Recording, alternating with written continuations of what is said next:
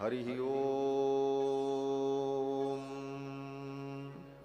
तच्छंजोरावृणीमहे गातुं यज्ञाय गातुं यज्ञपतये दैवी स्वस्तिरस्तु नः स्वस्तिर्मानुषेभ्यः ऊर्ध्वं जिगातु भेषजं शन्नो अस्तु द्विपदे सं चतुष्पदे विश्वानि देव सवितर्दुरितानि परासुव जदभद्रं तन्न आसुव रामाय रामभद्राय रामचन्द्राय वेधसे रघुनाथाय नाथाय सीतायापतये नमः।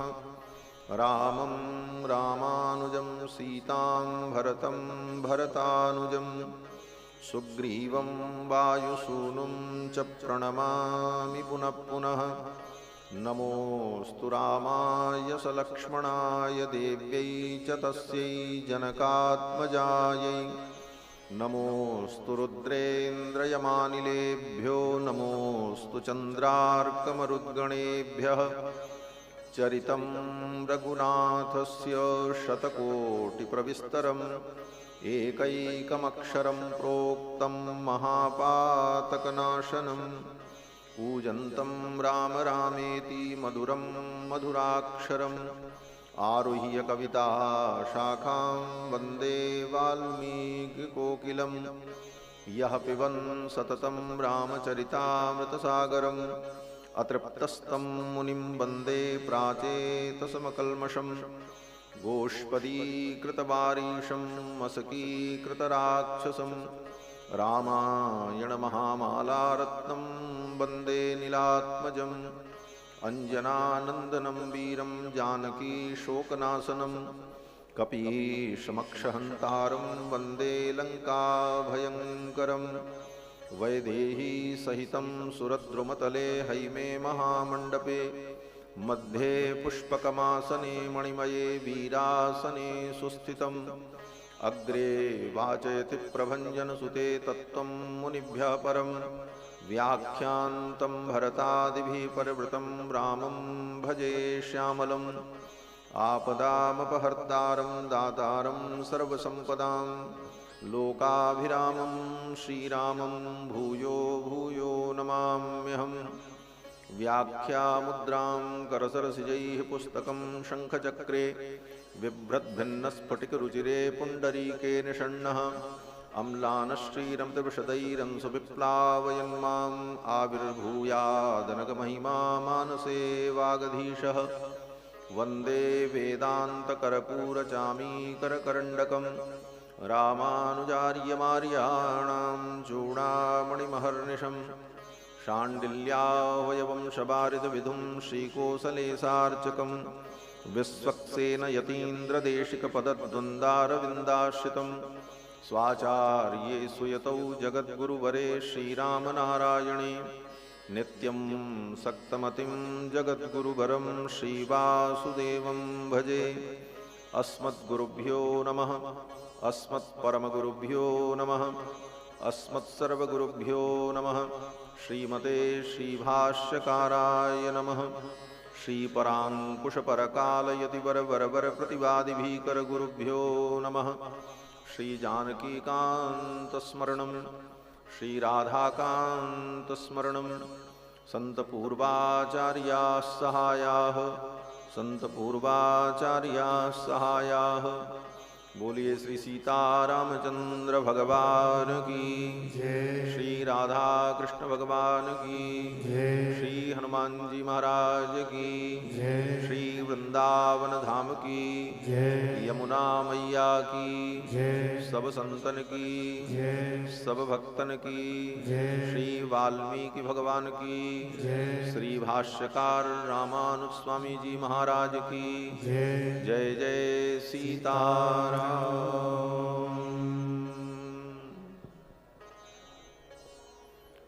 भगवान सच्चिदानंद कौशल्यानंद वर्धन जानकी जानी धनुष्पाणी प्रभु श्री राम की मंगलमयी कथा हम सभी लोग श्रवण करें। उसके पूर्व भगवान के मंगलमय नाम का समुच्चारण कर लें, पश्चात भगवान की पावन चर्चा श्रवण करेंगे।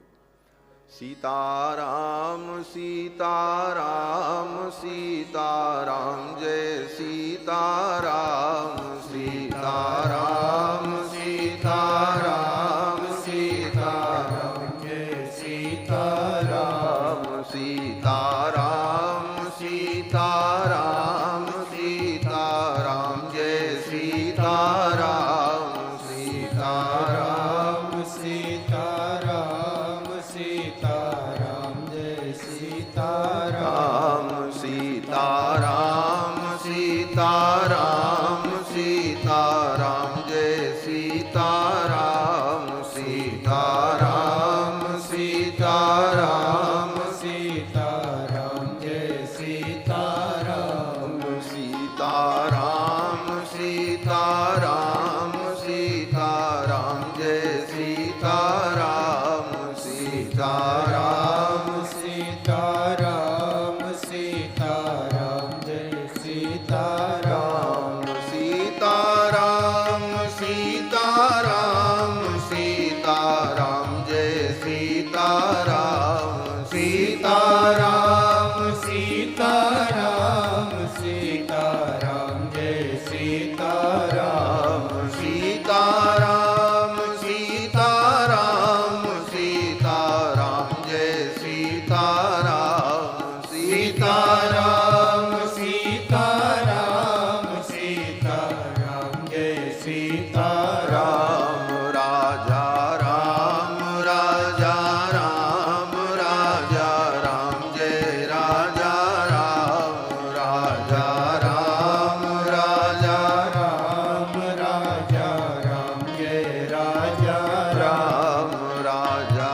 राम राजा राम राजा राम जय राजा राम राजा राम राजा राम राजा राम जय राजा राम सीताराम सीताराम सीताराम जय सीताराम सीताराम सीताराम सीताराम जय सीताराम राधे श्याम राधे श्याम राधे श्याम जय राधे श्याम राधे श्याम राधे श्याम राधे श्याम जय राधे श्याम राधे श्याम राधे श्याम राधे श्याम जय राधे श्याम राधे श्याम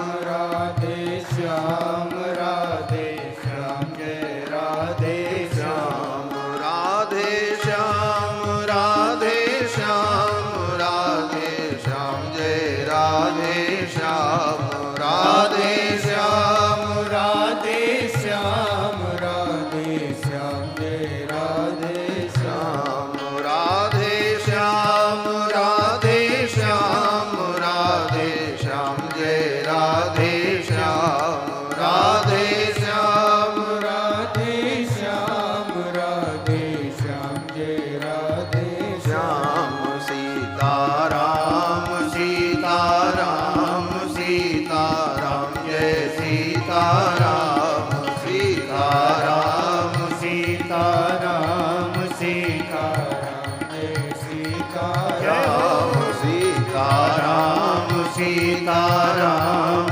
सीताराम जय सीताराम सीताराम सीताराम सीताराम जय सीताराम सीताराम सीताराम सीताराम जय सीताराम सीताराम सीताराम सीताराम जय सीताराम सीताराम सीताराम सीताराम जय सीताराम सीताराम सीताराम सीताराम जय सीताराम राजा राम राजा राम राजा राम जय राजा राम राजा राम जय हो।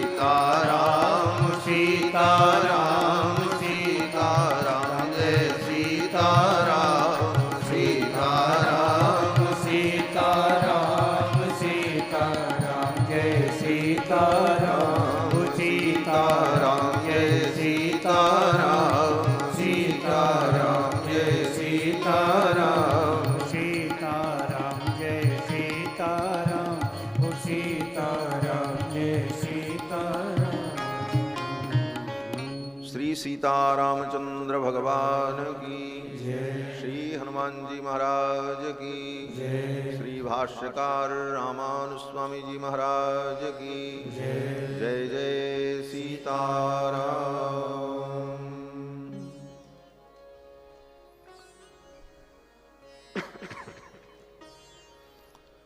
परमाध्यक्ष अनंत कोटि ब्रह्मांड नायक सर्वेश्वरेश्वर अखिल हेय प्रत्यनीक कल्याणैकतान श्वेतर समस्त वस्तु विलक्षण कौशल्यानंद वर्धन भगवान श्री रघुनंदन, जिनकी वांगमयी मूर्ति श्रीमद् वाल्मीकि रामायण के माध्यम से भगवान के दिव्य मंगलमय गुणों का हम सभी लोग श्रवण लाभ प्राप्त कर रहे हैं। परम श्रद्धेय अनंत श्री विभूषित भगवत पद प्राप्त पूज्य श्री रामानुजाचार्य गुरुदेव भगवान, जिनकी 25वीं पुण्यतिथि के पावन अवसर पर प्रतिवर्ष की भांति इस वर्ष भी ये दिव्य पवित्र आयोजन आयोजित हो रहा है, जिनके कृपा प्रसाद से श्री वृंदावन धाम में अनेक महापुरुषों ने श्रीमद् भागवत महापुराण की दिव्य गाथा श्रवण की और उनके उपदेश से ज्ञान प्राप्त किया। ऐसे श्रीमद् भागवत के सचल विग्रह पूज्य सद्गुरुदेव भगवान, जो कि कृपा और प्रसाद के रूप में और अपने उपदेश और अध्यापन के माध्यम से आज भी हमारे अंतर हृदय में विराजमान हैं। मंच पर विराजमान परम श्रद्धेय अनंत श्री विभूषित पूज्य श्री हरदेव मंदिर के श्री स्वामी जी महाराज, श्रीमद् जगत गुरु रामानुजाचार्य पूज्य त्यागी स्वामी जी महाराज, अनंत श्री विभूषित श्री राम कथा एवं भागवत कथा के महान उद्गाता, जन जन में भगवान की भक्ति का विस्तार करने वाले पूज्य श्री ठाकुर जी, हमारे परम सुहृद डॉक्टर श्री मनोज मोहन शास्त्री जी एवं अन्यान्य समस्त आचार्य विद्वानगण, हमारे परम सुहृद एवं परम वात्सल्य भाजन आचार्य श्री इंद्रेश जी एवं समस्त श्रद्धालु श्रोता बंधुओं, धर्मानुरागी सज्जनों, श्रद्धामयी माताओं, भगवान श्री रघुनंदन की मंगलमयी कृपा के फलस्वरूप गुरुदेव भगवान के इस पवित्र महोत्सव में हम सभी लोग परम आनंद का अनुभव कर रहे हैं। श्री धाम वृंदावन में, श्री भागवत कृपा निकुंज में। और आज की ये संगोष्ठी अपने आप में अद्भुत। पूज्य स्वामी जी महाराज ने कृपा की, श्री वृंदावन धाम में ऐसी दिव्य विभूति विराजमान हैं जिनका आज हम दर्शन कर रहे हैं। व्याकरण, न्याय, मीमांसा, वेदांत, अनेकानेक विषयों के प्रकांड पंडित और संप्रदाय की गंभीर गुत्थियों को सुलझाने वाले संप्रदायविद पूज्य आचार्य चरण विराजमान हैं, जिनकी वाणी से कितने लोग कृतकृत्य और धन्य होते हैं। पूज्य स्वामी जी ने कृपा करके दास के यहाँ आश्रम में कुटिया में चरण रखा। स्वामी जी ने स्वयं अभी कहा अपने उद्बोधन में, पूज्य स्वामी जी महाराज की सरलता और आपकी साधुता हम सब लोगों के लिए आदर्श है। आज के इस युग में ऐसी योग्यता और दिव्यता के पश्चात भी भगवान के समाराधन में, भगवान के कैंकर्य में पूज्य स्वामी जी महाराज स्वयं लगे रहते। दास ने देखा माघ के महीने में तीर्थराज प्रयाग में कुंभ के अवसर पर इतनी ठंडी में 4 बजे रात से उठकर अपने आराध्य ठाकुर जी की नित्य सेवा और लगभग शताधिक शालिग्राम भगवान के विग्रह का अभिषेक, स्नान और उनकी सेवा खड़े होकर। इस अवस्था में भी यह हमारे आपके लिए आदर्श और उपदेश भी है कि इस प्रकार तत्पर होकर हमें भगवान की सेवा और समाराधना करनी चाहिए। पूज्य स्वामी जी महाराज ने अपने उद्बोधन में कहा कि भगवान श्री राम का अवतार सौशील्य गुण, शील गुण को प्रकट करने के लिए है। इस अवतार में भगवान का शील प्रकट हुआ।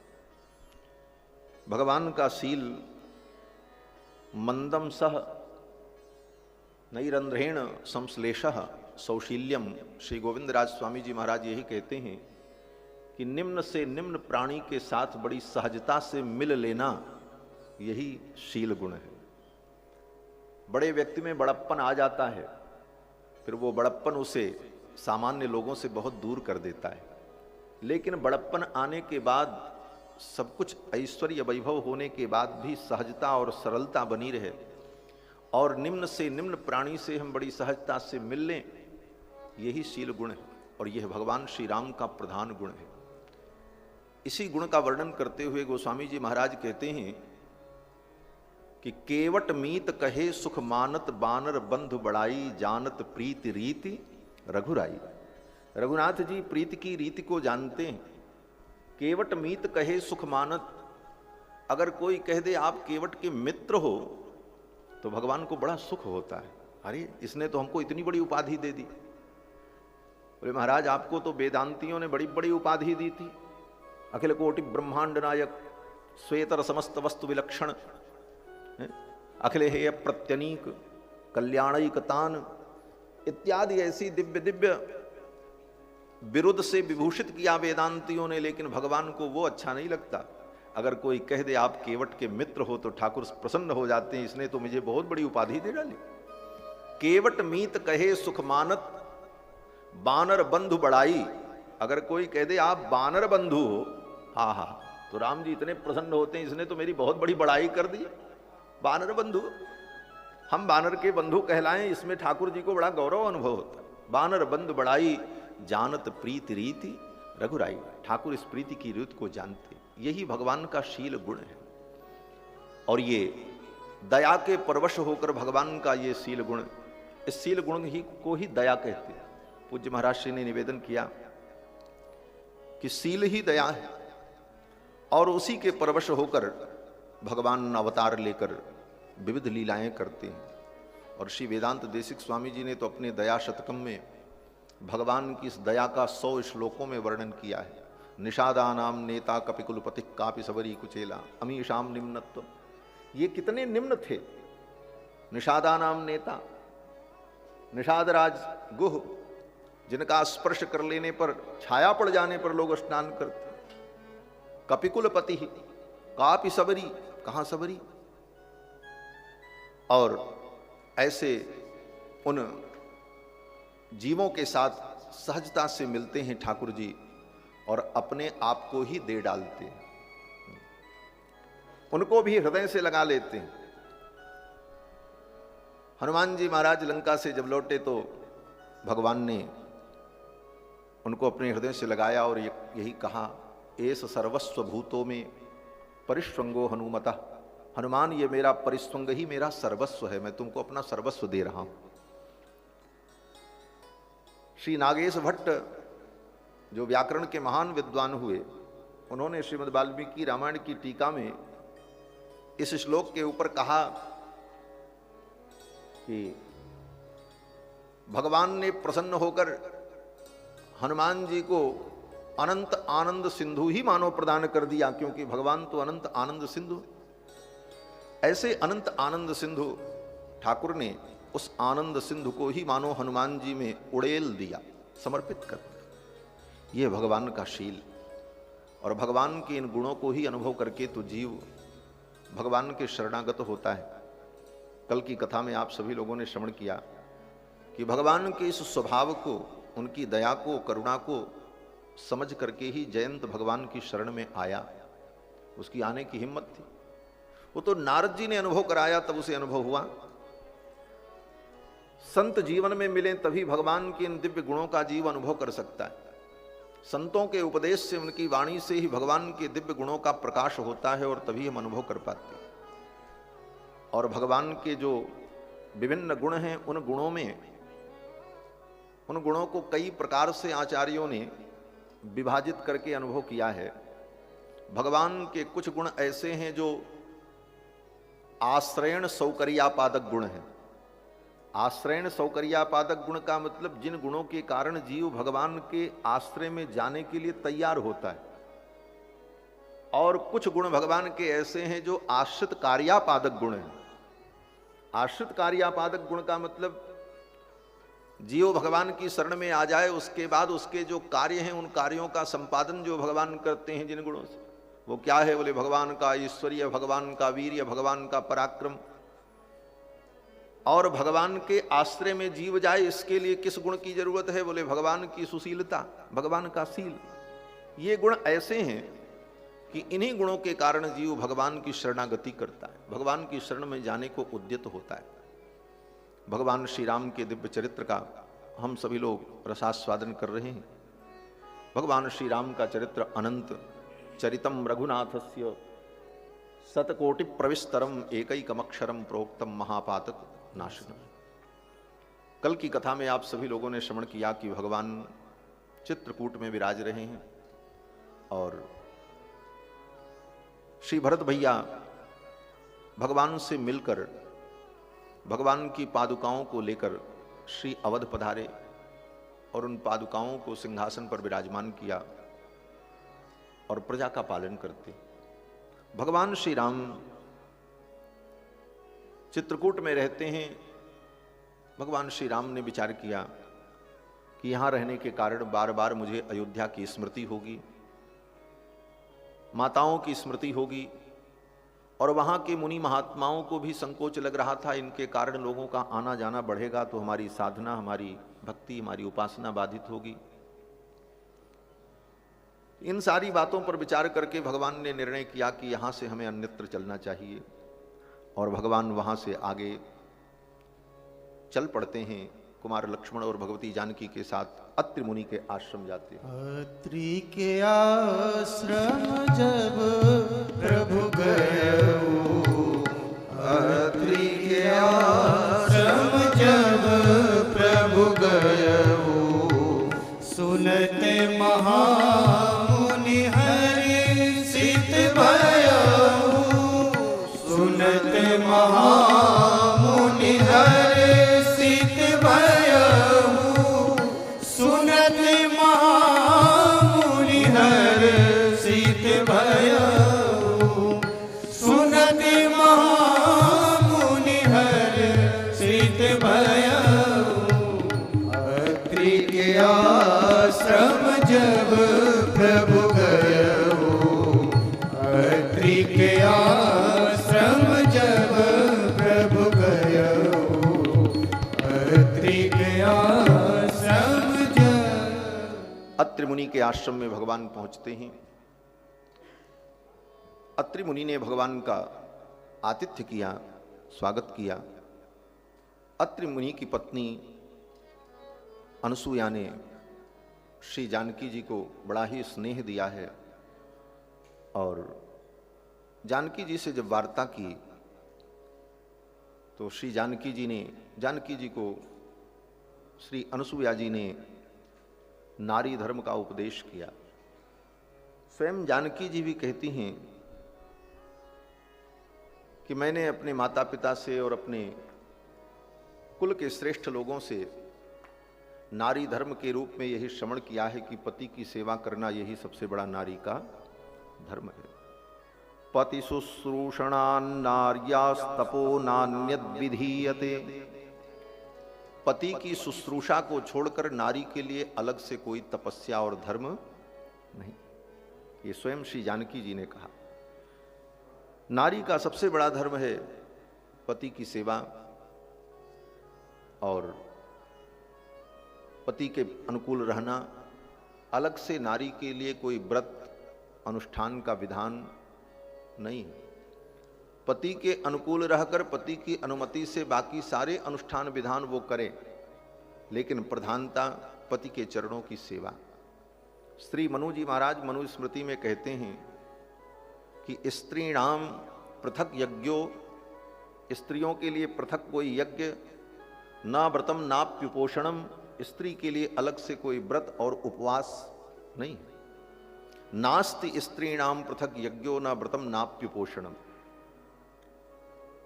पति की शुश्रूषा, पति की सेवा ही नारी का परम धर्म है। और महाभारत आदि ग्रंथों में तो यहां तक कहा है कि नारी अगर अविवाहित ही रह जाती है और अविवाहित रह करके ही वो अपने जीवन को त्यागती है, तो ऐसी नारी को उत्तम गति भी नहीं मिलती।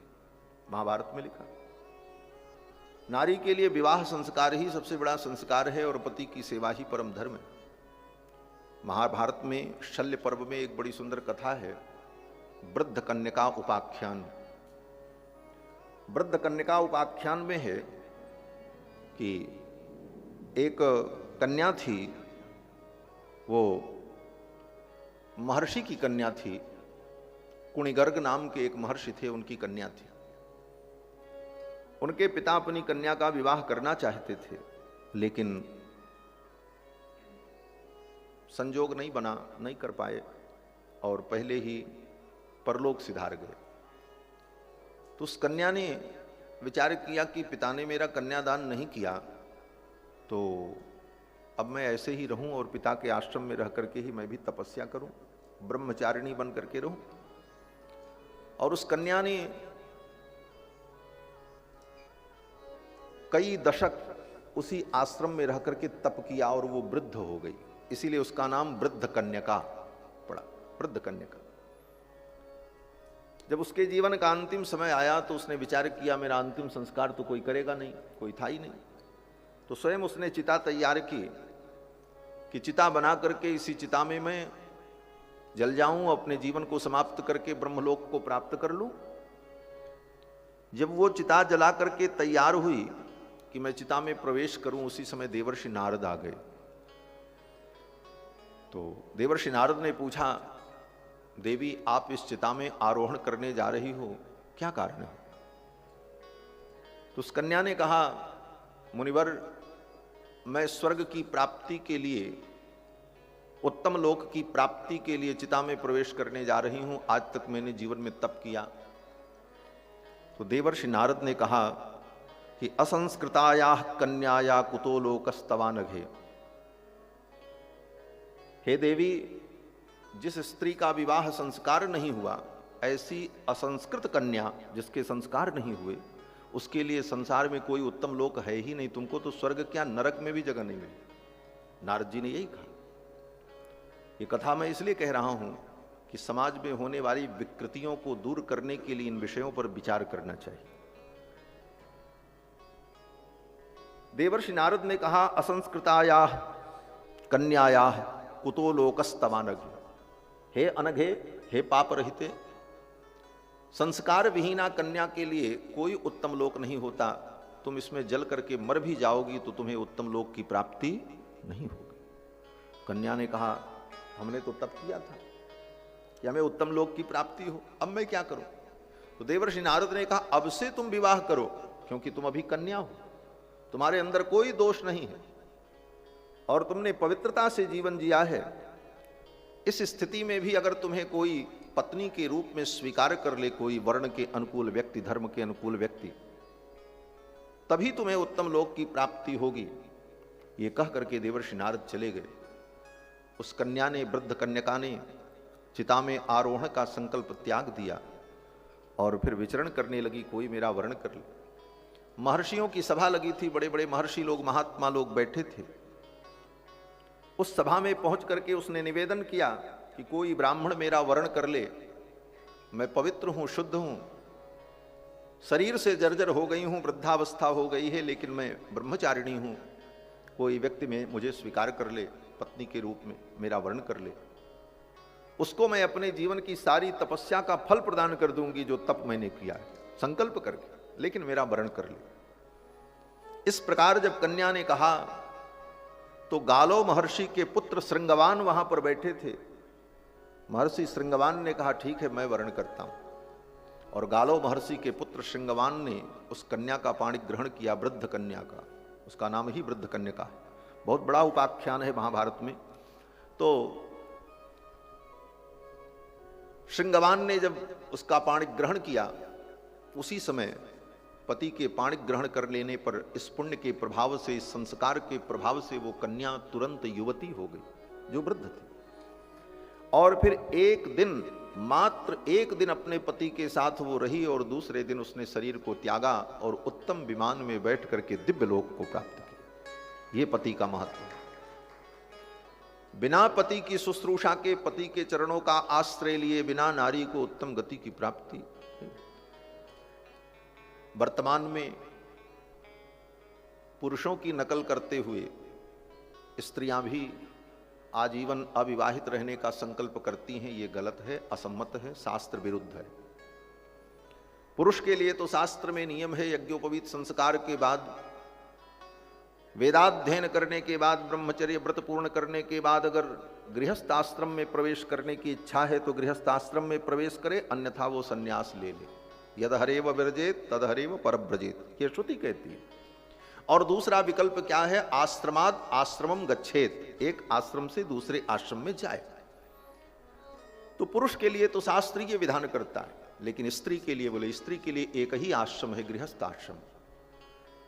उसे विवाह संस्कार के माध्यम से गृहस्थ आश्रम में प्रवेश करके ही जीवन व्यतीत करना चाहिए। लेकिन अपने इस असत पक्ष को सिद्ध करने के लिए बहुत से लोग अनेक प्रकार के कुतर्क ढूंढ लेते हैं, और कुतर्क भी शास्त्रों के आधार।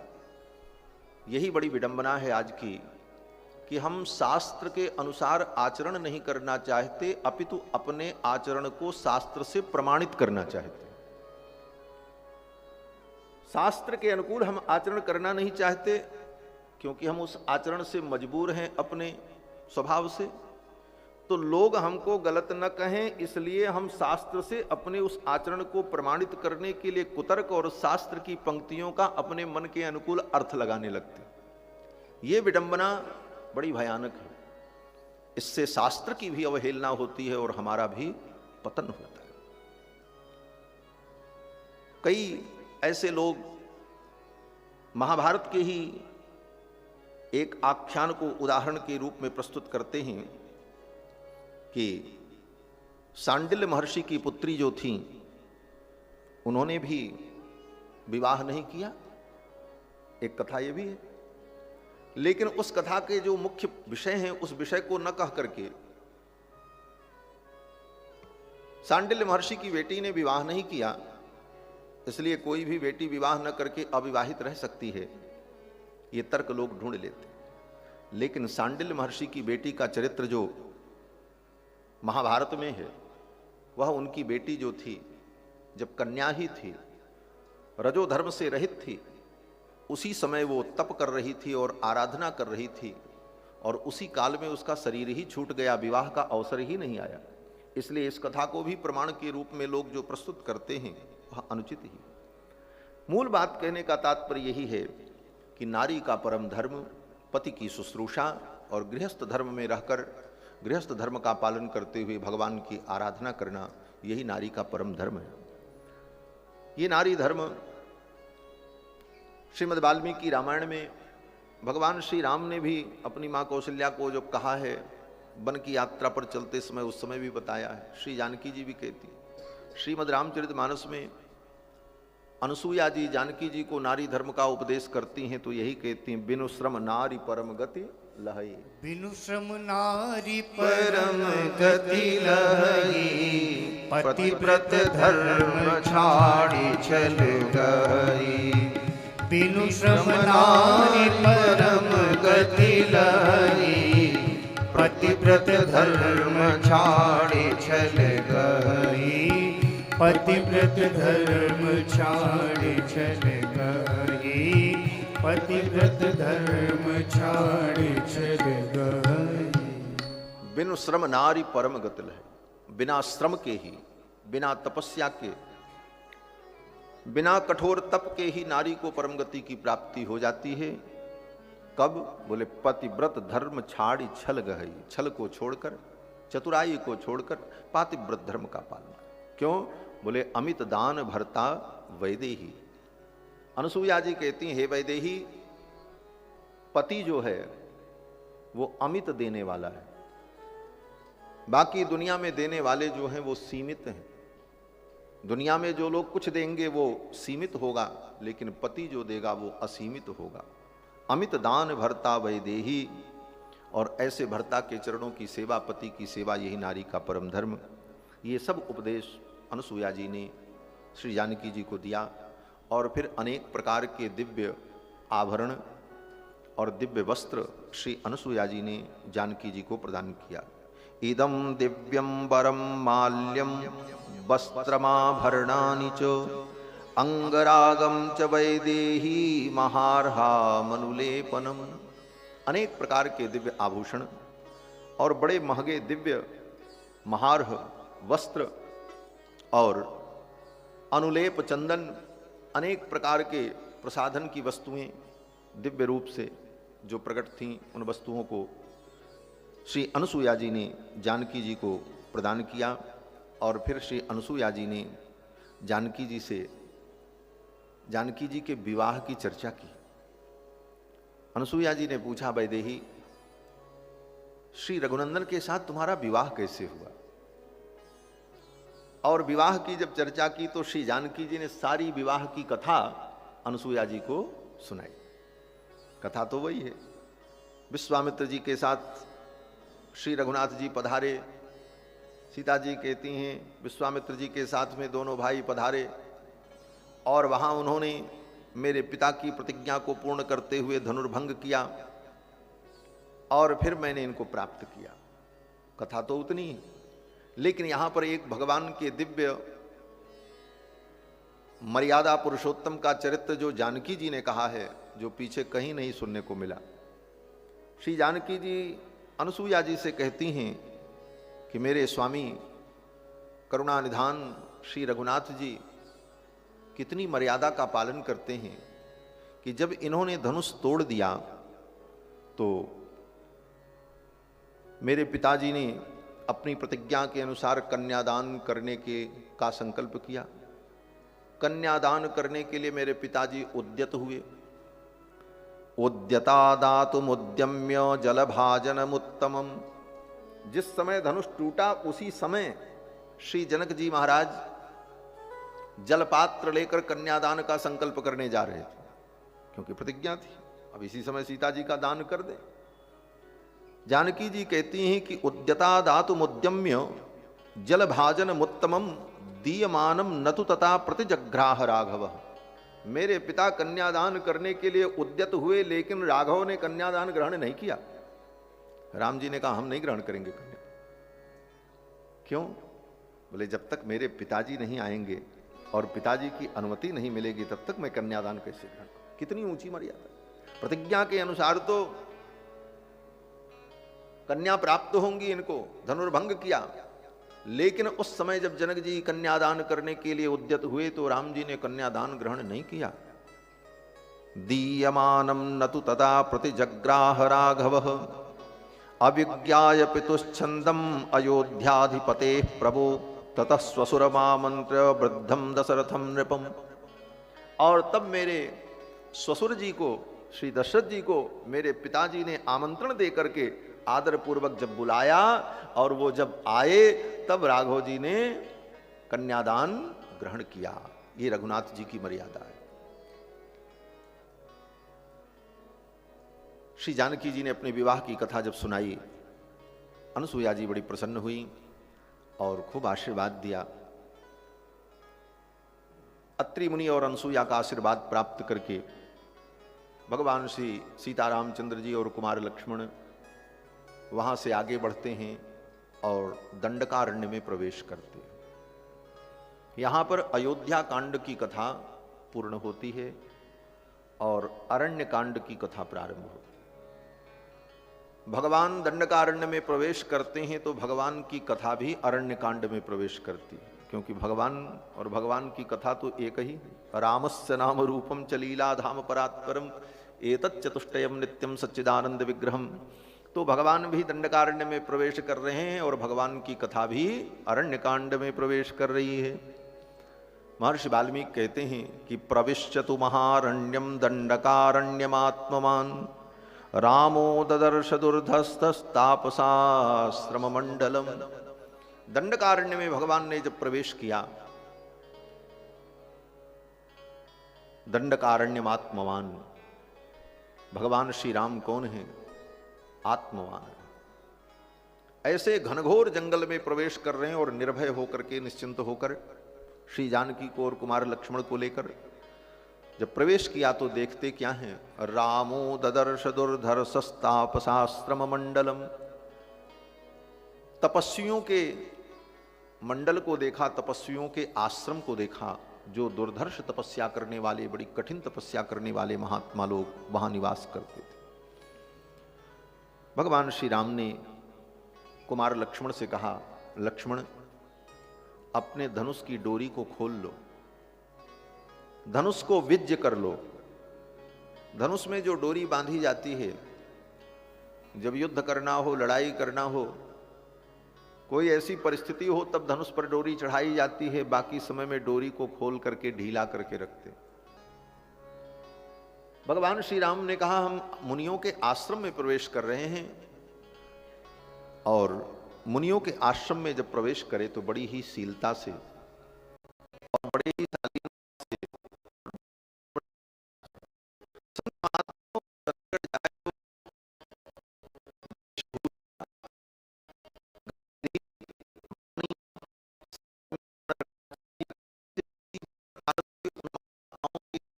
आपका अभिमान और आपका गर्व लक्षित न हो। अगर उन महात्माओं को आपका गर्व और आपका अभिमान, स्वाभिमान लक्षित होता है तो यह एक अपराध है। भगवान श्री राम ने कहा, लक्ष्मण मुनियों के आश्रम में हम चल रहे हैं, इसलिए धनुष की डोरी को खोल लो।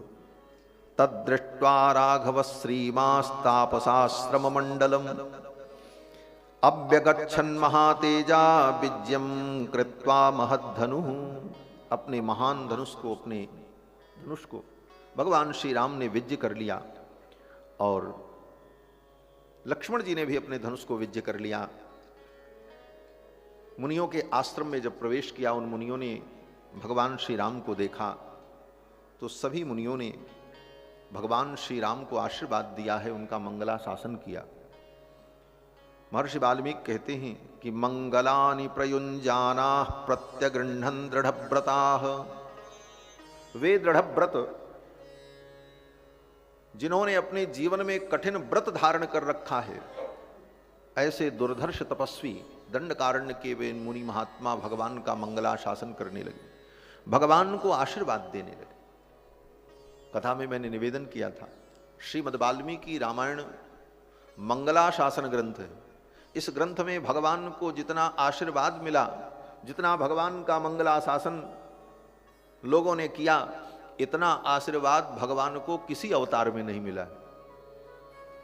किसी अवतार में भगवान का इतना मंगलाशासन नहीं हुआ जितना मंगलाशासन श्री रामावतार में।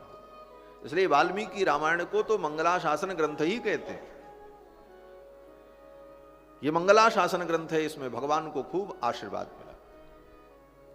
और हमारे श्री गोविंदराज स्वामी जी महाराज तो कहते हैं कि महर्षि वाल्मीकि के मुख से जो पहला श्लोक निकला वो भी मंगलाशासन ही है भगवान के लिए।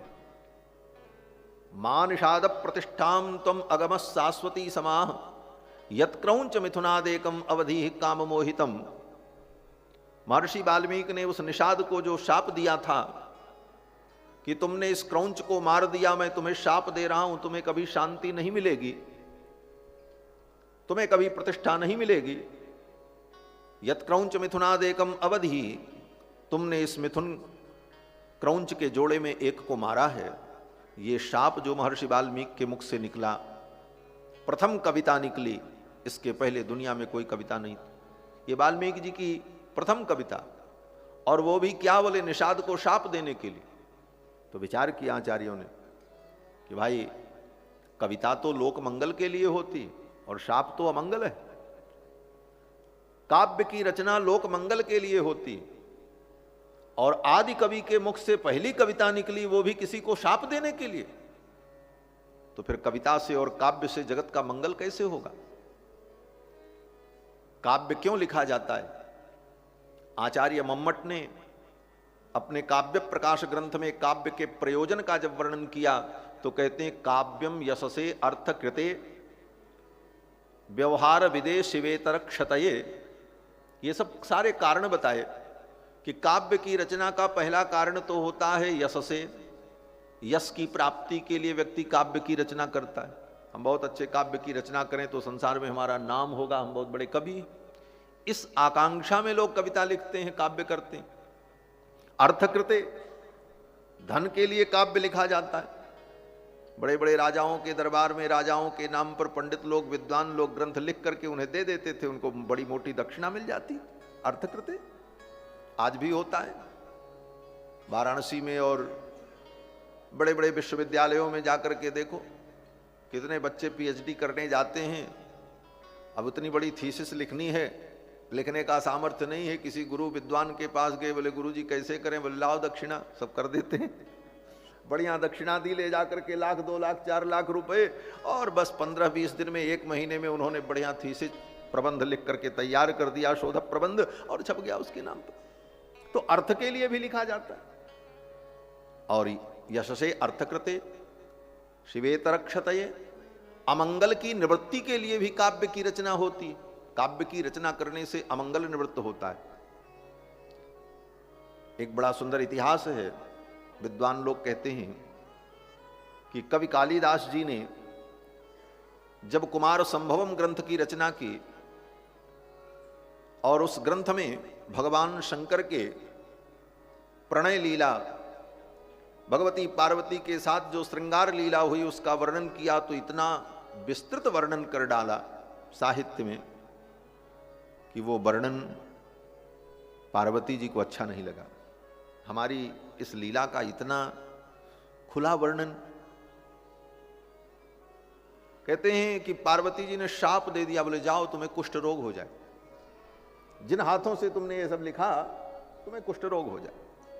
कहते हैं कालिदास जी को कुष्ठ रोग हो गया, श्वेत हो गया, उंगलियां सफेद हो गई। बड़े दुखी हुए कि अब क्या करें, इस पाप का प्रायश्चित्त कैसे हो, इस दोष की निवृत्ति कैसे हो। तो किसी संत ने, किसी विद्वान ने कहा कि भगवान श्री रघुनाथ के चरित्र का आप वर्णन करो तो आपका ये दोष समाप्त हो जाए। तब महाकवि कालिदास जी ने रघुवंश महाकाव्य की रचना की। 19 सर्गों में रघुवंश महाकाव्य में भगवान श्री रघुनाथ के चरित्र का जब वर्णन किया तो इस काव्य की रचना के द्वारा उनका जो दोष था वो निवृत्त हो गया, वो रोग निवृत्त हो गया। तो कहने का तात्पर्य कि काव्य की रचना अनर्थ और अमंगल की निवृत्ति के लिए भी होती, व्यवहार विदे, व्यवहारक ज्ञान के लिए भी होता। काव्य के द्वारा समाज को व्यवहार का ज्ञान होता है। तो काव्य की रचना विश्व के मंगल के लिए, कल्याण के लिए हो। और आदि कवि के मुख से पहली कविता निकली, वो भी किसी को शाप देने के लिए। निषाद, तुमको कभी शांति नहीं मिलेगी, तुम्हें कभी प्रतिष्ठा नहीं मिलेगी, शाप दिया। तो श्री गोविंदराज स्वामी जी ने अपनी टीका में विचार किया कि जिन आदि कवि का अवतार ही भगवान का गुणगान करने के लिए हुआ, स्वयं ब्रह्मा जी महाराज ही वाल्मीकि महर्षि के रूप में प्रकट हुए भगवान का गुणगान करने के लिए, ऐसे महापुरुष के मुख से ऐसी अमंगल वाणी तो नहीं निकल सकती। इसका कोई विशेष तात्पर्य होगा। लोक दृष्टि में तो यह साप हो सकता है, लेकिन परमार्थ दृष्टि में वास्तविक रूप से इसका अर्थ कुछ और ही होगा। और फिर जब विचार किया तो उन्होंने वर्णन किया कि महर्षि वाल्मीकि के मुख से जो प्रथम कविता निकली वो भगवान श्री रघुनंदन के मंगलाशासन के लिए निकली, भगवान को आशीर्वाद देने के लिए निकली। और अर्थ क्या किया, बोले मां निषाद प्रतिष्ठाम त्वम अगमः। मां निषाद, मां निषाद मां माने लक्ष्मी। लक्ष्मी जी का एक नाम मां है। मां क्षीरोद तनया रमा, ये लक्ष्मी जी के सब नाम हैं। तो मां माने लक्ष्मी। और निषाद, निषाद माने निषीदति इति निषाद, जो निवास करे उसको निषाद कहते। क्योंकि निषाद की उत्पत्ति के विषय में भागवत में भी कहा गया है, निषीदेत्यब्रुवस्तात निषादस्ततो भवत। तो निषाद का मतलब निवास। तो मां निषाद का अर्थ क्या हुआ, बोले मां निवास। मां माने लक्ष्मी और निवास अर्थात लक्ष्मी निवास, ये भगवान का संबोधन हो गया, मां निषाद। और ये लक्ष्मी निवास कौन है, बोले भगवान श्री राम। अरे उनकी पत्नी तो सीता है, उनको लक्ष्मी निवास कैसे, बोले सीता जी कौन है, लक्ष्मी ही तो है। पराशर महर्षि कहते हैं कि राघवत्वे भवत सीता रुक्मिणी कृष्ण जन्मनी। विष्णु पुराण में भगवती महालक्ष्मी के वैभव का जब वर्णन करते हैं इंद्र शाप की घटना का वर्णन विष्णु पुराण में, तो पराशर महर्षि कहते हैं कि जब भगवान नारायण राघव बनते हैं तो लक्ष्मी जी सीता बन जाती हैं। राघवत्वे भवत सीता रुक्मिणी कृष्ण जन्मनी। और भगवान जब कृष्ण बनते हैं तो भगवती रुक्मिणी बन जाती है। देवत्वे देवदेहेयम मनुष्यत्वे च मानुषी। भगवान देवता बनते हैं तो भगवती देवी बनकर के आती हैं। भगवान मनुष्य के रूप में प्रकट होते हैं तो भगवती मानुषी बनकर के, मानवी बनकर के प्रकट होती है। तो सीता जी ही लक्ष्मी हैं और भगवान श्री राम बोले लक्ष्मी निवास, मां निवास, यही मां निषाद। तो महर्षि वाल्मीकि कहते मां निषाद, मां निषाद, हे सीतापति, हे रघुनंदन, प्रतिष्ठाम त्वम अगमः, आप प्रतिष्ठा को प्राप्त करें, आपकी कीर्ति दिग दिगंत व्यापिनी हो जाए, दशों दिशाओं में आपकी कीर्ति का विस्तार हो, आपकी प्रतिष्ठा का विस्तार हो। क्यों? बोले यत क्रौंच मिथुनादेकम अवधि काम मोहितम। क्रौंच के जोड़े में से एक को आपने मार दिया। बोले कैसे क्रौंच के जोड़े में? बोले काम मोहितम, जो काम मोहित था। काम मोहित कौन? बोले रावण। रावण और मंदोदरी का जो जोड़ा है यही क्रौंच का जोड़ा है, और इसमें रावण कौन है? बोले काम मोहितम। ऐसे काम मोहित रावण को आपने मार दिया, उसका वध कर दिया, और रावण के वध से विश्व का मंगल हुआ है। इसलिए हे रघुनंदन, हे सीतापति, हे लक्ष्मी निवास, आपकी प्रतिष्ठा का संवर्धन हो। इस प्रकार से सीताराम राम राम सीताराम, सीताराम राम राम सीताराम राम राम, सीताराम राम राम, सीताराम राम राम सीताराम राम राम, सीताराम राम राम सीताराम, सीताराम राम राम सीताराम राम राम, सीताराम राम राम सीताराम राम राम, सीताराम राम राम सीताराम राम राम, सीताराम राम राम सीताराम राम राम, सीताराम राम राम सीताराम राम राम, सीताराम राम राम सीताराम राम राम, सीताराम राम राम सीताराम राम राम, सीताराम राम राम सीताराम राम राम, सीताराम राम राम सीताराम राम राम। श्री सीतारामचंद्र भगवान की जय। महर्षि वाल्मीकि ने भगवान का मंगलाशासन किया। मां निषाद प्रतिष्ठाम त्वम अगम शाश्वती समाह, यत क्रौंच मिथुनादेकम अवधि काम मोहितम। इसीलिए श्रीमद् वाल्मीकि रामायण में सर्वत्र भगवान का मंगलाशासन हुआ, और यहाँ दंडकारण्य में सभी मुनि महात्मा भगवान को आशीर्वाद दे रहे हैं। मंगलानि प्रयुंजाना प्रत्यगृह्णन् दृढ़व्रताः। भगवान को आशीर्वाद देने की जरूरत क्यों पड़ी? तो कहते हैं कि भगवान को हम दे क्या सकते हैं? पहले तो यही विचार कर लो। बोले हम भगवान को धन देंगे, वस्त्र देंगे, फूल की माला चढ़ाएंगे, मिठाई भोग लगाएंगे। तो भक्तों ने विचार किया भगवान को इन वस्तुओं को हम देंगे, लेकिन इन वस्तुओं का भगवान के लिए क्या मूल्य है? हम क्या दे सकते हैं भगवान को? जो स्वयं लक्ष्मी के पति हैं और सारे रत्नों का जो आकर समुद्र है वो जिनका निवास है, ऐसे भगवान को हम क्या देंगे? रत्नाकरोस्ति सदनम गृहिणी च पद्मा, किम देयमस्ति बद में जगदीश्वराय। भक्त कहता है जगदीश्वर, मैं आपको क्या दूं? आप तो स्वयं लक्ष्मीपति हो, और आप जहां रहते हो समुद्र रत्नाकर आपका निवास है, तो हम आपको क्या दे सकते? तो मानो भगवान कहते हैं हे भक्तों, मुझे ऐसी कोई चीज दो जो मुझे कहीं न मिली हो, तब तुम्हारे उस दिए हुए वस्तु का मूल्य होगा मेरे लिए। किसी राजा महाराजा के यहाँ जाओ, आप फूल का गुलदस्ता लेकर के जाओ, मिठाई लेकर के जाओ, उसके लिए क्या मूल्य है? उठा करके किनारे रख देगा, छू दिया, देख लिया, इतनी पर्याप्त। कोई ऐसी वस्तु हो जो वस्तु उसके पास न हो, तब देने का महत्व। तो भगवान ने कहा विचार करो, जो वस्तु मेरे पास न हो ऐसी कोई वस्तु मुझे दो तो मुझे भी प्रसन्नता होगी। तो भक्तों ने विचार किया और विचार करके भक्त लोग इस निष्कर्ष पर पहुंचे कि भगवान के पास सब कुछ है लेकिन भगवान को कोई आशीर्वाद देने वाला नहीं। क्यों? बोले भगवान सबसे बड़े हैं, उनको कौन आशीर्वाद दे? तो भगवान को आशीर्वाद देने वाला कोई नहीं है, इसलिए हम भगवान को आशीर्वाद देंगे। हाँ, इसलिए भक्तों ने कहा ये काम हम करेंगे, हम आपको आशीर्वाद देंगे। और भक्तों ने भगवान को आशीर्वाद दिया। ये बड़ी पवित्र परंपरा है, वैष्णवता की पराकाष्ठा है महाराज। निष्काम भक्ति में, समर्पण भक्ति में भगवान से कुछ न चाहकर, भगवान से कुछ न मांगकर अपितु भगवान को ही आशीर्वाद देते रहना, ये भक्तों का बहुत बड़ा धर्म है। और हमारे यहां तो स्त्री संप्रदाय में, श्री रामानुज संप्रदाय में एक आलवार हुए जिनका नाम श्री विष्णुचित्त स्वामी है, जिनकी बेटी श्री गोदाम्बा जी थी, जिनका महोत्सव इस समय चल रहा है। विष्णुचित्त तनया है। श्री विष्णुचित्त स्वामी सबसे बड़े आलवार माने जाते हैं। क्यों?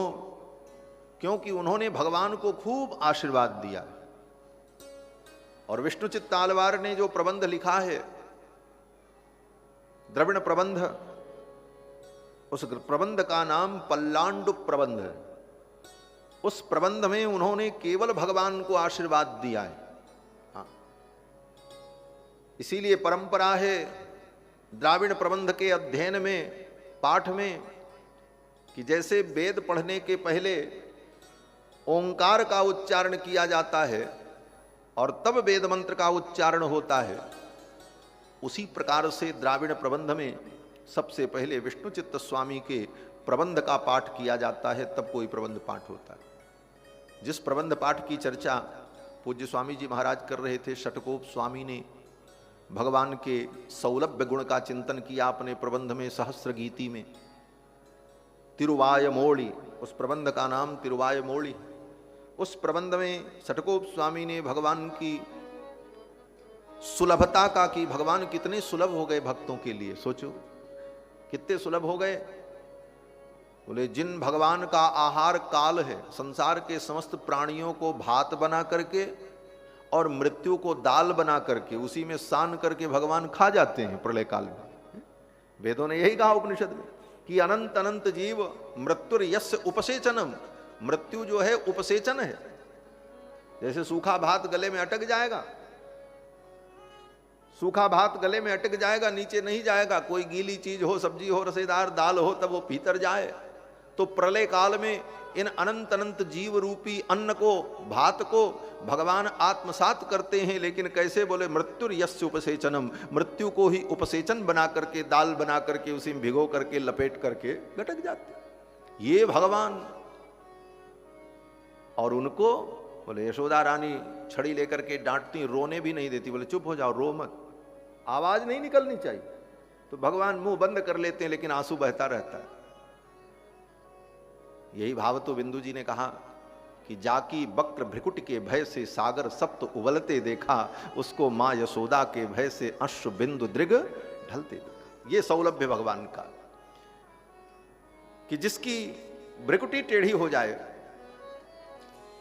जिसकी बक्र भ्रिकुटी के भय से सागर सप्त उबलते देखा, जिसकी बक्र भ्रिकुटी के भय से सागर सप्त उबलते देखा, उसको ही यशोदा के भय से, उसको ही यशोदा के भय से अश्रु बिंदु दृग ढलते देखा, अश्रु बिंदु दृग ढलते देखा।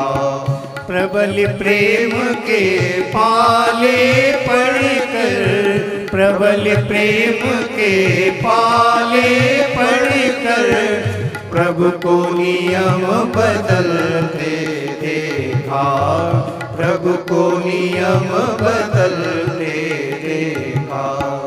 प्रभु का मान टले टल जाए, प्रभु का मान टले टल जाए, भक्त का मान न टलते देखा, भक्त का मान न टलते देखा। प्रबल प्रेम के पाले पढ़कर, प्रबल प्रेम के पाले पढ़कर, प्रभु को नियम बदलते देखा, प्रभु को नियम बदलते देखा। जिसकी केवल कृपा दृष्टि से सकल सृष्टि को पलते देखा, जिसकी केवल कृपा दृष्टि से सकल सृष्टि को पलते देखा, उसको गोकुल के गोरस पर, उसको गोकुल के गोरस पर सौ सौ बार मचलते देखा, सौ सौ बार मचलते देखा। प्रबल प्रेम के पाले पढ़कर, प्रबल प्रेम के पाले पढ़कर, प्रभु को नियम बदलते देखा, प्रभु को नियम बदलते देखा।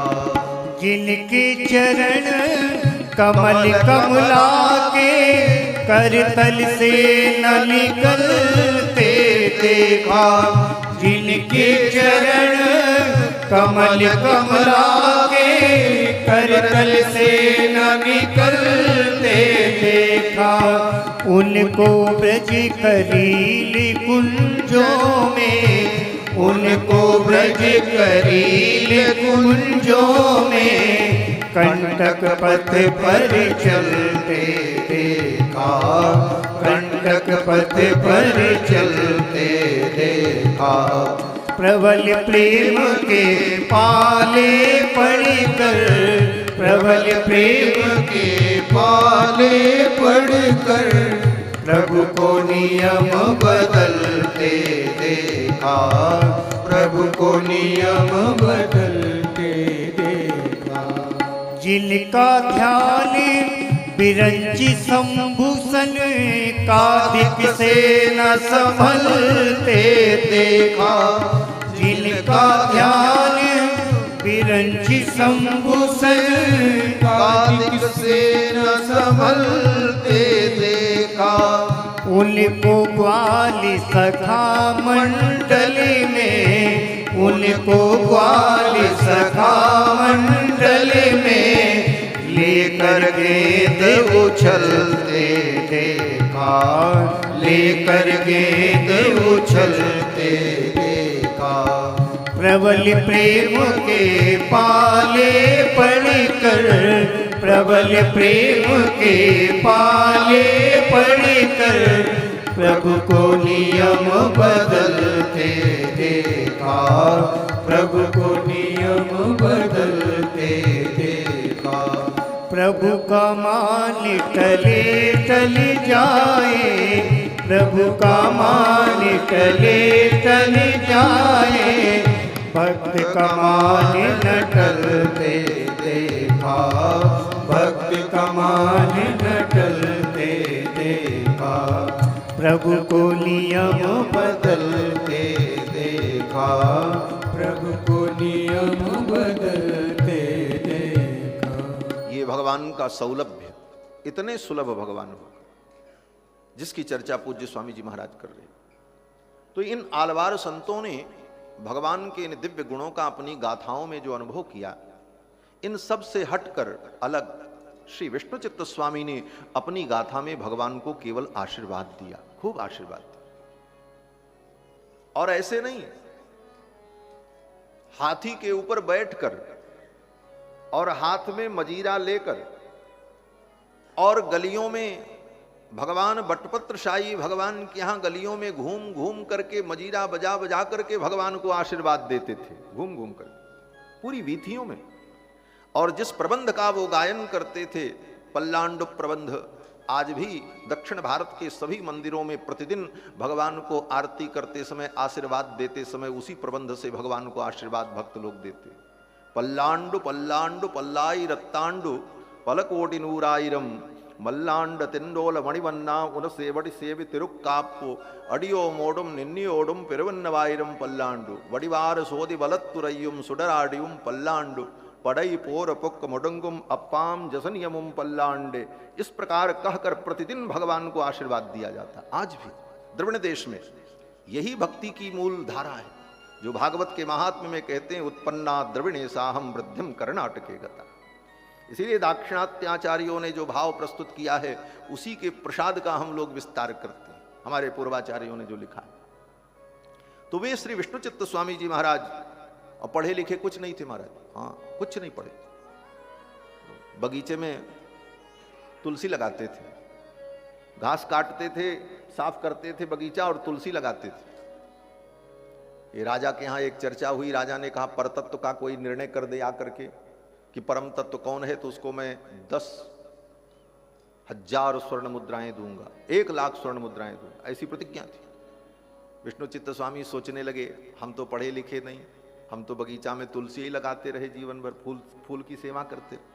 आज हम पढ़े लिखे होते, वेद वेदांत पढ़े होते, तो जाकर के राजा की सभा में डट करके बोलते और सिद्ध कर देते कि भगवान ही परम तत्व हैं, भगवान नारायण, भगवान श्री रघुनंदन, भगवान गोविंद कृष्ण ही परम तत्व हैं, ये मैं सिद्ध करता और 1,00,000 रुपए हमको मिलता।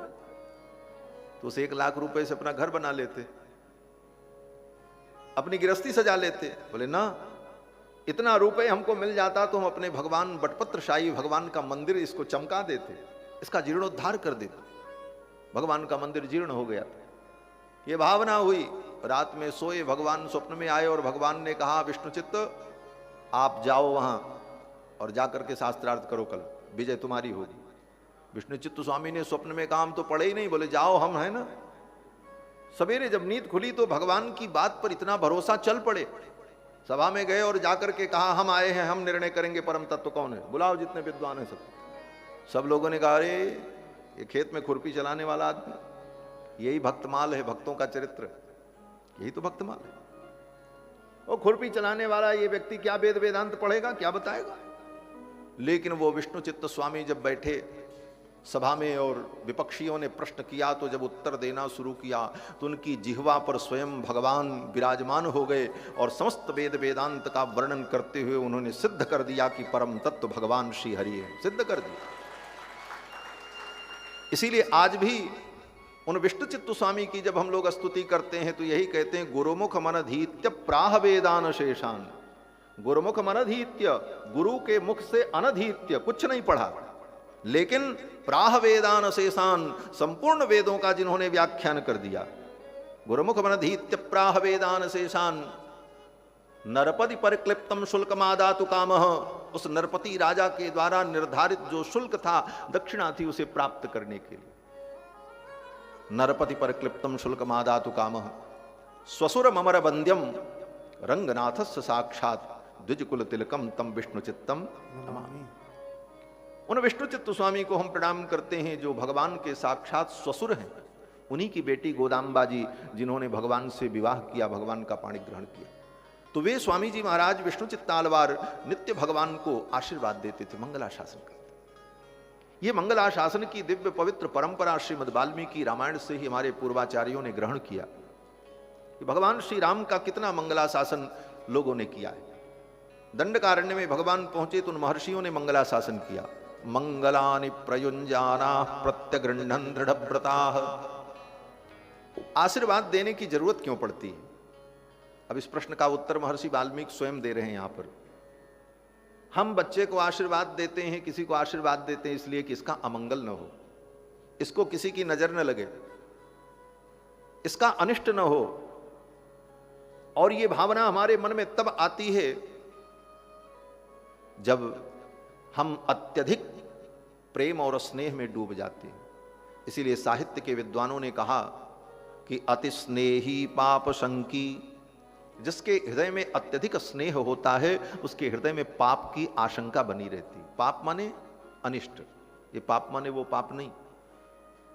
अति स्नेही पाप शंकी, अति स्नेह होने के कारण पाप की आशंका बनी रहती। इसीलिए श्री नंद बाबा जब मथुरा में वसुदेव जी से मिलने आए तो वसुदेव जी ने यही कहा, नात्रस्थेयम बहुतिथम संत्युत्पाताश्च गोकुले, आप जल्दी चले जाओ। कृष्ण और बलराम के प्रति उनका जो स्नेह है वसुदेव जी का, वो सोचते हैं ये यहाँ घूम रहे हैं और हमारे दो दो छोरा इनके घर में हैं, कहीं उनका अमंगल न हो जाए। अति स्नेह के कारण ऐसे अमंगल की आशंका उत्पन्न हो जाती है, और इस आशंका को दूर करने के लिए भगवान का अमंगल न हो, इसलिए भगवान को भक्त लोग आशीर्वाद देते हैं। यहां पर क्या हुआ, महर्षि वाल्मीकि कहते हैं कि ये महर्षि लोग भगवान को आशीर्वाद क्यों देने लगे। तो आगे की पंक्ति में कहते हैं कि रूप सन्नहनम लक्ष्मीम सौकुमार्यम सुवेशताम। रूप सन्नहनम, भगवान के रूप सौंदर्य को देखकर, भगवान इतने सुंदर,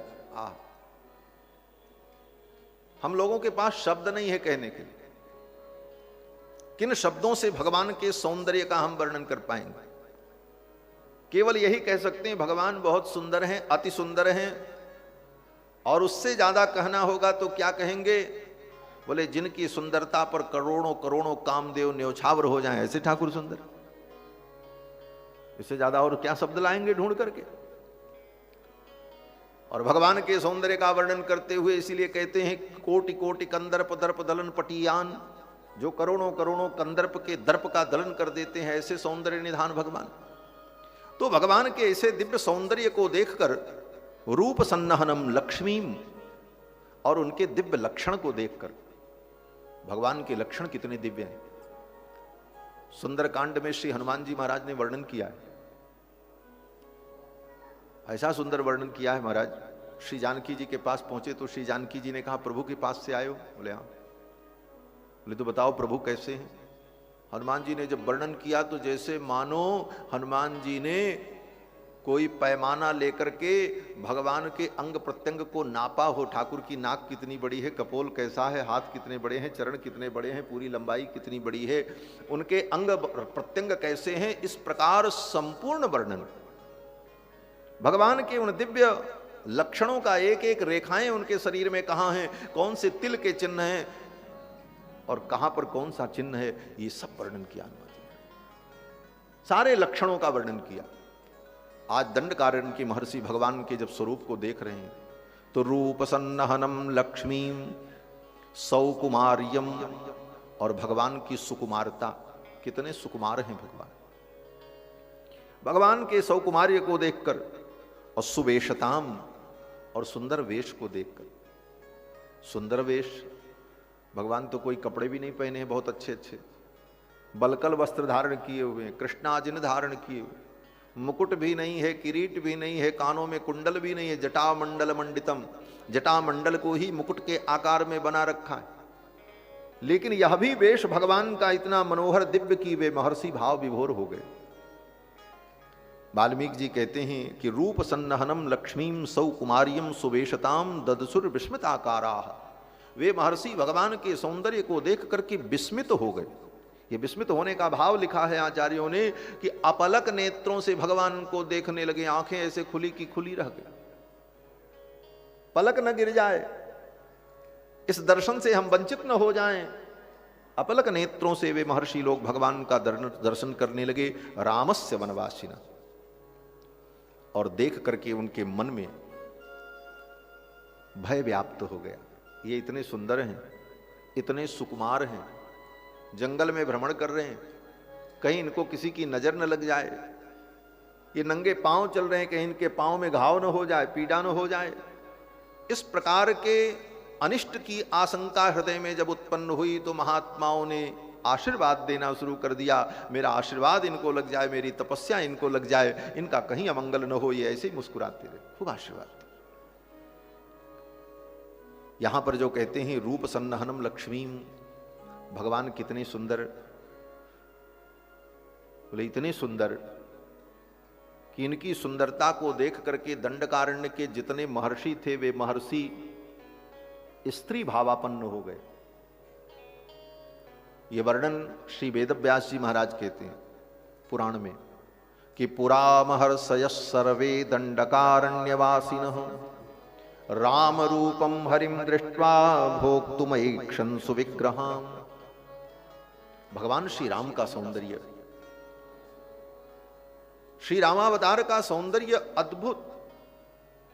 कृष्णावतार में भगवान के सौंदर्य को देख करके गोपांगनाएं सब कुछ भूल जाती हैं और गोविंद के चरणों में आत्मसमर्पण कर देती हैं, अपने आर्य पथ का भी त्याग कर देती हैं। या दुस्त्यजम स्वजन मार्य पथंच हित्वा। और भगवान श्री राम का सौंदर्य त्रेता युग है। श्री रामावतार में भगवान का जो सौंदर्य ऐसा अद्भुत कि दंडकारण्य के बड़े बड़े ऋषि मुनि महात्मा भी अपने पथ को छोड़कर, अपनी तपस्या को छोड़कर, स्त्री की कौन कहे, पुरुषों की देखो, दंडकारण्य के मुनि महात्मा वो मन में सोचने लगे कि आज विधाता ने मेरे साथ बहुत बड़ा अन्याय कर दिया। क्या अन्याय कर दिया? वे महात्मा सोचने लगे विधाता ने व्यर्थ में हमको पुरुष बना दिया, अगर हम स्त्री होती तो आज इन्हीं से ब्याह कर लेती, इनको अपना पति बना लेती। कितने सुंदर है। श्री वेदव्यास जी महाराज लिख रहे हैं कि पुरा महर्षय सर्वे दंडकारण्यवासिनः राम रूपम हरिम दृष्ट्वा भोक्तुमैक्षन् सुविग्रहाम्। उन महात्माओं के मन में ये भावना आई तो उन्होंने भगवान से निवेदन किया, बोले महाराज आप बड़े अच्छे हो, आप हमें प्रियतमा कह करके अपने हृदय से लगा लो, हमारे हृदय का ताप दूर हो जाए, मेरी जन्म जन्मांतर की तपस्या का फल मुझे यही चाहिए। भगवान ने कहा यह तो संभव नहीं, ये मर्यादा पुरुषोत्तम का अवतार है, इस अवतार में ऐसी लीला हम नहीं कर सकते। और अगर आपकी ये कामना है कि आपको मैं प्रियतमा कह करके हृदय से लगाऊं तो इसके लिए आपको प्रतीक्षा करनी पड़ेगी। बोले कितनी प्रतीक्षा? बोले कम से कम 8,32,000 वर्ष तो प्रतीक्षा करनी पड़ेगी। त्रेता युग था, उसके बाद कलयुग आएगा, वो द्वापर आएगा, और द्वापर के अंतिम काल में जब मेरा कृष्णावतार होगा तब आप सब लोग वृंदावन में गोपी बनकर के प्रकट हो जाना, आपके मनोरथ को मैं पूर्ण कर दूंगा। दंडकारण्य के जितने मुनि महात्मा थे वही वृंदावन में गोपी बनकर के प्रकट हो गए। ब्रजे गोप्यो भविष्य था, ब्रज में गोपी बनकर के प्रकट होना, तब तुम्हारे मनोरथ को मैं पूर्ण करूंगा। आत्मा तो ईश्वर का अंश है, वो न स्त्री है न पुरुष है। आत्मा का जहां लक्षण कहा तो यही कहते हैं ईश्वर अंश जीव अविनाशी चेतन अमल सहज सुखराशि। स्त्री की पुरुष ये नहीं कहा, स्त्री पुरुष नपुंसक ये तो शरीर का भेद है, आत्मा तो ईश्वर का अंश है। ममैवांशो जीवलोके जीवभूत सनातन। तो भगवान ने कहा कि जाओ द्वापर युग में आप सब गोपी बनकर के प्रकट होना, गोपी शरीर से जब प्रकट होगे तो आपके मनोरथ को मैं पूर्ण करूंगा। तो दंडकारण्य के वे तपस्वी महात्मा ब्रज में गोपी बनकर के प्रकट हुए। और केवल महात्मा लोग ही नहीं, वे तपस्वी ही नहीं, महाराज वेद की ऋचाएं, देवांगनाएं, ये सब गोपी के रूप में प्रकट हुई। कई जगह तो ऐसी भी कथा है कि भगवती श्री जानकी को भगवान ने जब वन में भेज दिया था महर्षि वाल्मीकि के आश्रम में, और फिर वाल्मीकि के आश्रम से आने के बाद श्री जानकी जी जब भूमि में प्रवेश कर गईं, उसके बाद भी भगवान अयोध्या में रहकर प्रजा का पालन करते हैं हजारों वर्षों तक। और प्रभु श्री राम का शेष जीवन अकेले ही बीता है। ये सब सारी लीलाएं मात्र 50 वर्ष के अंदर ही हो गई। 12 वर्ष में ठाकुर जी का विवाह हुआ श्रीमद् वाल्मीकि रामायण के अनुसार, और 12 वर्ष श्री सीता रामचंद्र जी अयोध्या में रहे। 25वें वर्ष में वनवास हुआ। 25वां ठाकुर जी का जन्म महोत्सव जब था और एक दिन बचा था जन्म महोत्सव का, रामनवमी के दिन ही दशरथ जी महाराज ने निर्णय किया था मैं अपने बेटे का युवराज पद पर अभिषेक करूंगा, और उसी रात्रि में सारी योजना बनी। महारानी कैकेयी ने वरदान मांगा और दूसरे दिन रामनवमी के ठीक दूसरे दिन दसवीं को राम जी का वनवास हो गया। 25 वर्ष की अवधि पूर्ण करके ठीक एक दिन बीता था। 25वीं जयंती थी ठाकुर जी की और वनवास हुआ। और संजोग देखो, आचार्य चरण की 25वीं पुण्यतिथि के अवसर पर ही ठाकुर जी के वनवास की कथा, अयोध्या कांड की कथा आगे बढ़ी। पिछले साल वहीं तक रह गई। पिछले साल तो दास ने कथा सुनाई और इतना विस्तार हो गया कि बाल कांड में ही 9 दिन बीत गए। इस बार भी ज्यादा ही कुछ विस्तार हो गया। अभी तो अयोध्या कांड पूर्ण कर पाए, अभी तो 3 दिन शेष बचे। तो भगवान के 25वें वर्ष में प्रवेश हुआ और वनवास हुआ। इसीलिए मानो 25वीं पुण्यतिथि के अवसर पर अयोध्या कांड की कथा प्रारंभ हुई, जहां से भगवान का वनवास प्रारंभ होता है। तो भगवान वन में गए, 14 वर्ष वन में रहे। अब जोड़ लो, 25 वर्ष की अवस्था में वनवास और 14 वर्ष का वनवास, 25 14 कितना हुआ? 39 वर्ष।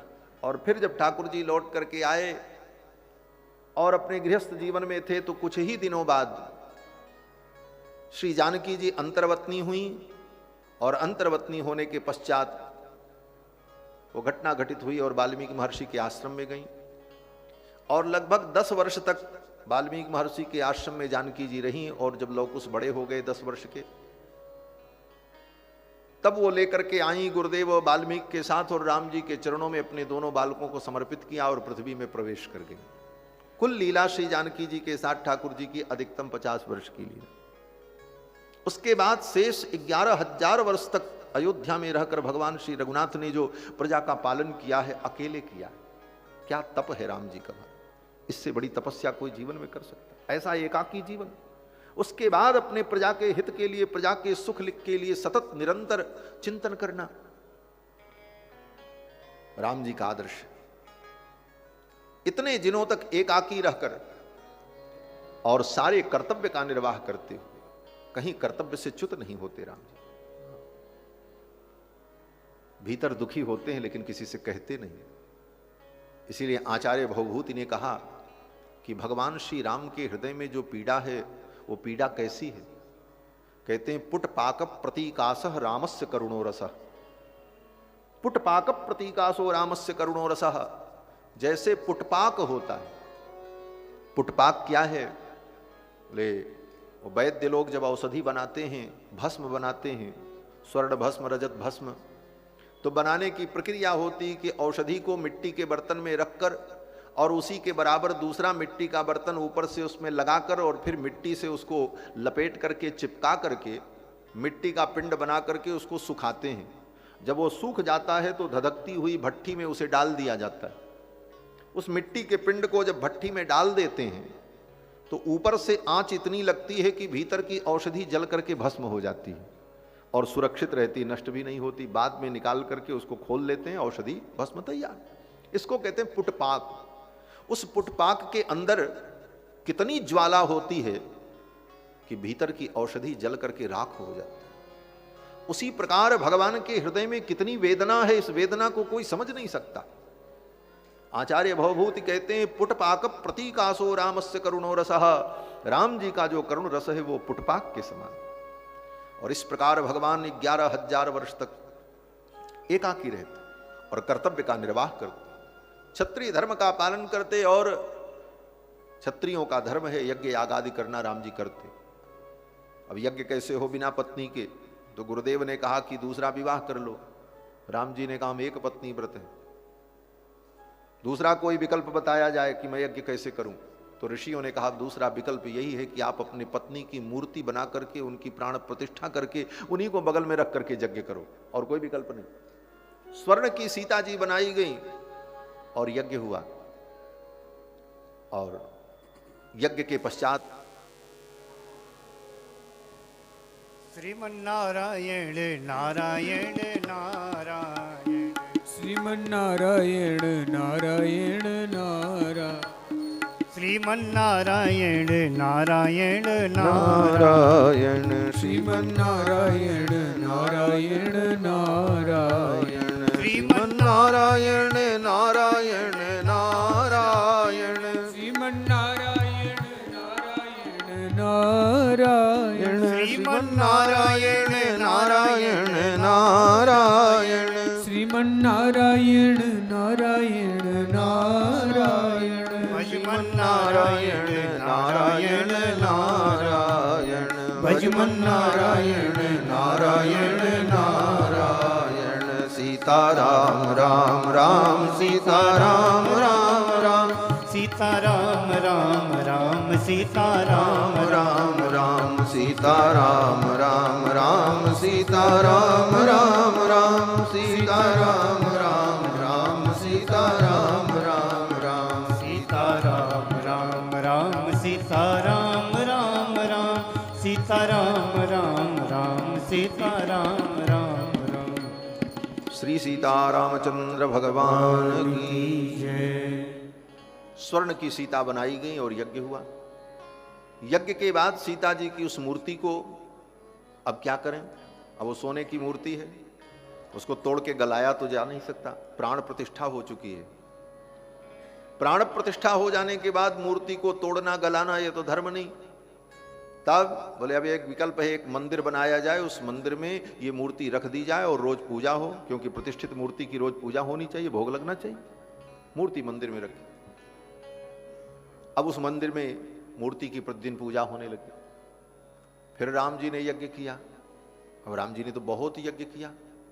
कोटिन बाज मेधि प्रभु कीन्हे, अनेक यज्ञ किया।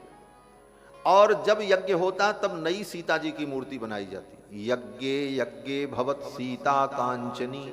महर्षि वाल्मीकि कहते हैं हर यज्ञ में स्वर्ण की सीता बनाई गई। अब जितनी बार यज्ञ हुआ उतनी सीता जी की मूर्ति तैयार हुई, उनकी प्रतिष्ठा हुई, और प्रतिष्ठा होने के बाद यज्ञ करने के बाद मूर्ति को मंदिर में पधरा दिया जाए। बड़ा विशाल मंदिर बनाना पड़ा महाराज जानकी जी का। और उस मंदिर में जानकी जी की एक नहीं हजारों मूर्तियां, प्रतिष्ठित स्वर्ण की प्रतिमाएं, प्रतिदिन वहां पूजा होती, उन्हें भोग लगता। कभी कभी रघुनाथ जी जब अपने राज्य कार्य से निवृत्त होते, अवसर मिलता तो अपने मन को बहलाने के लिए ठाकुर जी टहलते हुए उस मंदिर में जाते जहां पर जानकी जी की वो मूर्तियां रखी हो, और उन मूर्तियों को देख करके जानकी जी का स्मरण करके भगवान विलाप करते और उन मूर्तियों को देखते अकेले एकांत में। एक दिन एकांत में भगवान उस मंदिर में जानकी जी की उन समस्त मूर्तियों को देख रहे थे। वो मूर्तियां सब चैतन्य थीं, सब में प्राण प्रतिष्ठा थी। अचानक एकांत अवसर पाकर के वो मूर्तियां बोल पड़ी, क्योंकि प्रतिष्ठित थी। उन मूर्तियों ने कहा, हे करुणानिधान, आपने मुझे पत्नी के रूप में स्वीकार किया, और पत्नी वही होती है पत्युर्नो यज्ञ संजोगे। महर्षि पाणिनि कहते हैं पत्युर्नो यज्ञ संजोगे, यज्ञ में संजोग होने पर ही पत्नी की पत्नी संज्ञा होती। व्यक्ति विवाह कर ले और जीवन में कभी उस पत्नी के साथ बैठ करके यज्ञ आगादि धर्म न करे तो पत्नी पत्नी कहलाने लायक नहीं। आपने मुझे पत्नी का दर्जा दिया, आपके साथ मैंने इतने यज्ञ किए, लेकिन आपका स्नेह हमें प्राप्त नहीं हुआ। आपका स्नेह मुझे कब प्राप्त होगा? उन मूर्तियों ने जब इस प्रकार निवेदन किया तो भगवान उन मूर्तियों में विराजमान जो प्राण प्रतिष्ठित आत्माएं हैं उनको संकेत करते हुए भगवान ने कहा कि आप सब ब्रजमंडल में गोपी बनकर के प्रकट हो जाना, सबके मनोरथ को पूर्ण करना। भगवान की जितनी प्रेयसी हैं सब कोई और नहीं है, भगवती श्री जी ही हैं। उन्हीं के विभिन्न रूप हैं, उन्हीं के विभिन्न रूप, वही सब मूर्तियां प्रकट हो गई। इस प्रकार कृष्णावतार में भगवान की जो अनेक पटरानियां हैं, अनेक प्रेयसी हैं, वो सब कौन हैं? बोले सब भगवान की भक्ता हैं। जन्म जन्मांतर की कोई ऋषि हैं, कोई मुनि हैं, कोई तपस्वी, वेद की ऋचाएं हैं, जानकी जी की प्रतिमाएं हैं, अनेकानेक कारण शास्त्रों में कहे।